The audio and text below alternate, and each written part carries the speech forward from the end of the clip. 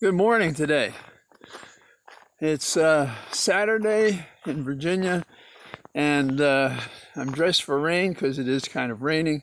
It's a little light right now. I guess it's the fringe of Laura. What I've noticed among my friends and people that we write back and forth is a general anxiety, a fear of what's going to happen in November. But in the major issues of life, there's always that suspense about whether you'll win or not. It's just that this one is so important of all the decisions we make in a public way that will affect us privately, that it's necessarily going to happen, that we're going to feel very anxious. Any movement in the margins between the fascist Trump and Biden is going to concern us, that people are being fooled, they're being overcome, that they're wrong-headed, those aspects of it. We have basically a claim for law and order over protest, over wrongs created by this administration. We have this daisy chain that isn't spelled out that way in the public.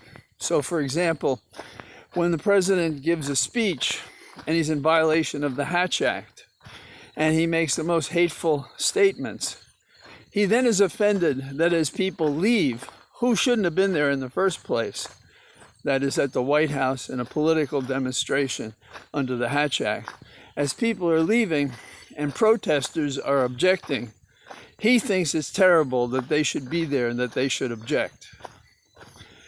Interestingly, the day after this offensive speech, we have 57 years after the March on Washington in 1963, a demonstration of unity, blacks and whites, predominantly black, protesting the fact that there is systemic racism in America.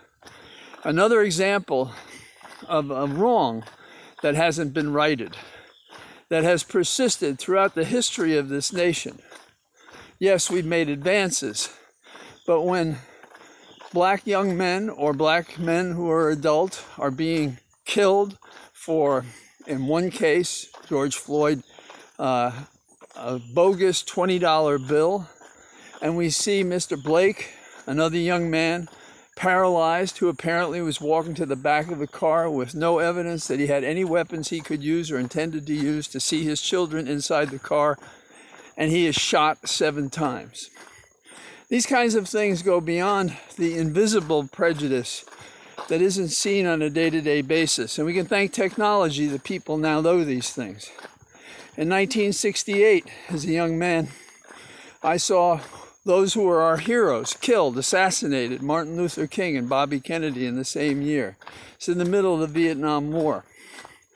So when the other day I invoked Thoreau for his notion of civic disobedience, you may or may not remember that in his essay, one of his concerns was that 1/6 of America was slave.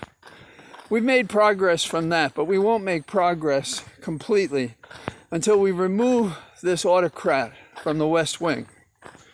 We shouldn't be asking whether the military will recognize an election when we win it, but that is the question that we ask.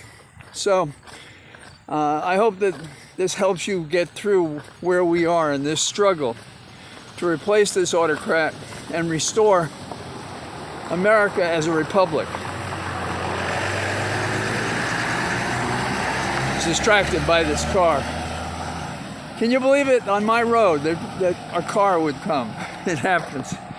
Well, get out, be wet if you do go out, and I'll talk to you tomorrow. Bye-bye.